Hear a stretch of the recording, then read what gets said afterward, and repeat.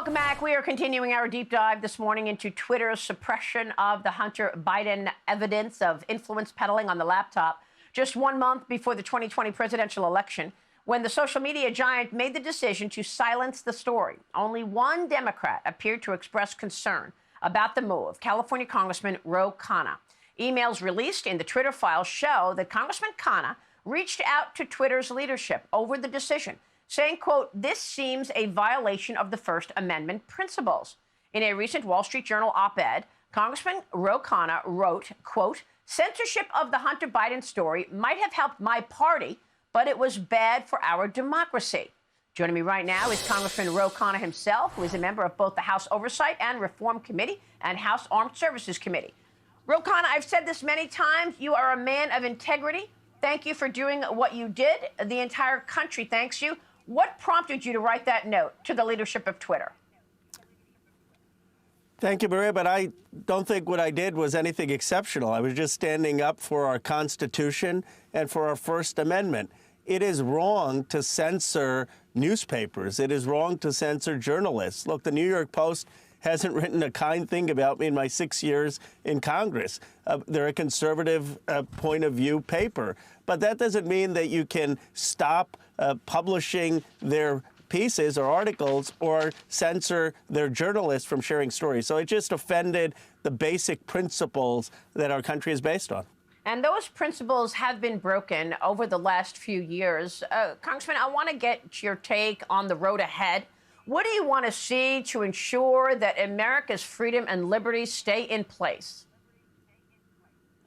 Well, I've said I'm open to hearings in Congress on this. Look, there are two competing values. On the one hand, we don't want censorship. We don't want to have people censored or boxed out, shadow boxed, and removed from Twitter because of their viewpoint. On the other hand, we do want respect. I mean, we don't want accounts that are filled with anti-Semitism or just spewing racism or hate on these accounts. And I think Congress should have a honest, thoughtful conversation about how we uphold both of those values. So hearings would be good, talking about how this took place to ensure it doesn't happen again.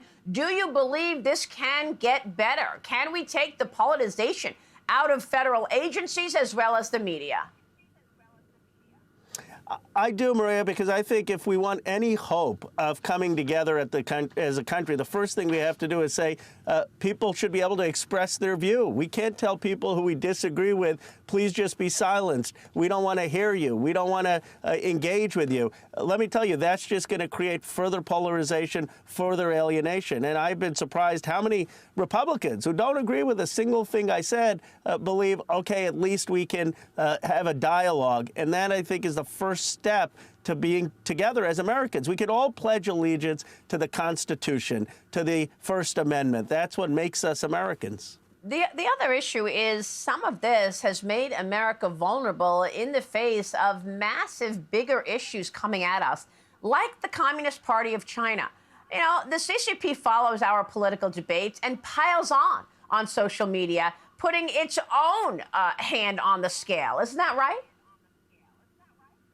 I am. I'm very concerned with TikTok that takes American data, and there are credible allegations that some of that data has found its way into the Chinese Communist Party. That's why I actually am quite supportive of this idea of a China Select Committee. And Mike Gallagher, who's a Marine, he's on the Armed Services Committee with me.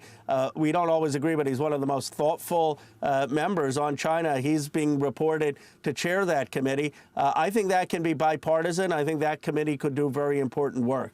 So with regard to the social media companies, should they lose Section 230, which has protected them from lawsuits and protected them and had them as the town square, a bulletin board, if you will, when in fact they're anything but. They are one leaning narrative.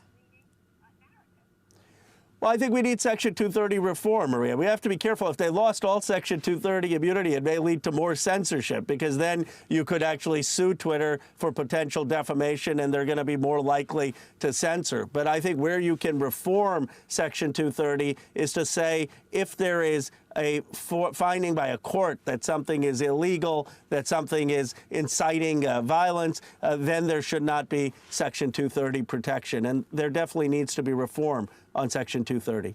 I mean, so many issues that we talk about every day, one would think that we all should agree on. For example, the wide open border. 5 million people have crossed into this country illegally on Joe Biden's watch. 1 million people have gotten away, the so-called gotaways. We don't know what their intentions are, but they're in this country purposely evading apprehension. The tens of thousands of drugs coming across, and yet the president does not want to go to the border.